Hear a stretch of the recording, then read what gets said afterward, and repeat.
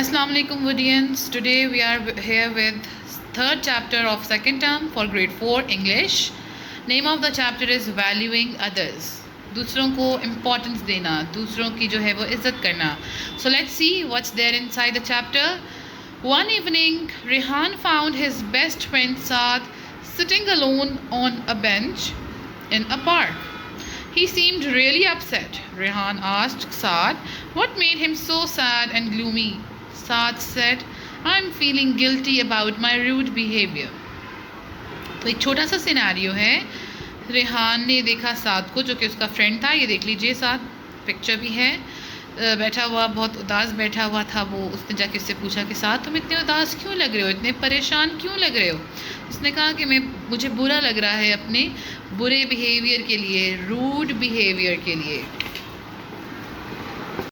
Rehan exclaimed, I don't understand. Can you please explain? Saad said, I have been rude to one of my classmates who limped while walking.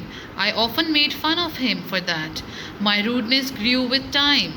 Being the captain of the team, I was shocked to know that Faraz had been selected as a wicket-keeper. I completely ignored his good performance and was unkind to him because of his physical issue. He added, Faraz was so depressed by my rude behavior that he left school. Now I am feeling so ashamed at being rude to him. I will never be able to forgive him.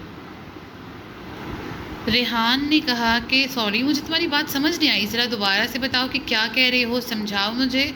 तो फिर साद ने बताया कि मैं अपने एक class fellow के साथ बहुत ज़्यादा जो है वो रूडली बात करता था, क्योंकि वो चलते वक्त उसको प्रॉब्लम थी. ठीक है, कुछ बच्चे होते हैं ना जिनकी एक टांग ठीक होती है और एक नहीं होती, वो प्रॉपरली चल नहीं पाते, तो वो लिम्प्ड का मतलब ये हो गया. ठीक है, और उसका मैं मजाक उड़ाता था. मेरा जो रूडनेस है टाइम के साथ साथ बढ़ती गई. वो स्कूल की विकेट कीपर जो है वो क्रिकेट टीम में as a wicket keeper select हो गया, तो मैंने वो अच्छी परफॉर्मेंस भी देता रहा, लेकिन मैंने उसकी अच्छी परफॉर्मेंस को भी इग्नोर किया सिर्फ उसकी फ़िज़िकल इशू की वजह से. और मेरे जो रूड बिहेवियर था उसकी वजह से फराज जो कि वो बच्चा था इतना परेशान हुआ कि वो स्कूल छोड़कर चला गया, और अब मुझे बहुत शर्मिंदगी हो रही है, मैं कभी भी अपने आप को माफ़ नहीं कर सकूँगा. Rehan told him that it was not too late. He told Saad to go to Faraz's house and say sorry for his wrong attitude. Rehan ने कहा अभी भी देर नहीं हुई, तुम साद के घर जाओ और जाकर उसको सॉरी कह दो अपने गलत रवैये के लिए. साद agreed quickly and they both went to Faraz's house. Faraz was pleased to see them. Saad apologized to him for his rudeness. Faraz was a good boy.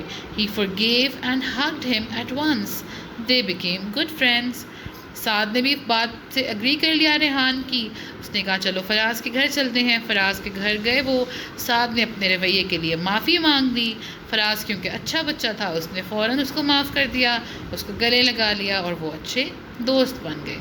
A very very simple chapter, बहुत ही easy. इसमें जो है वो कोई ऐसी बात नहीं है जो ना समझ आए. ठीक है, इसको रीड कीजिए, समझिए. Thank you so much. Take care. Allah Hafiz.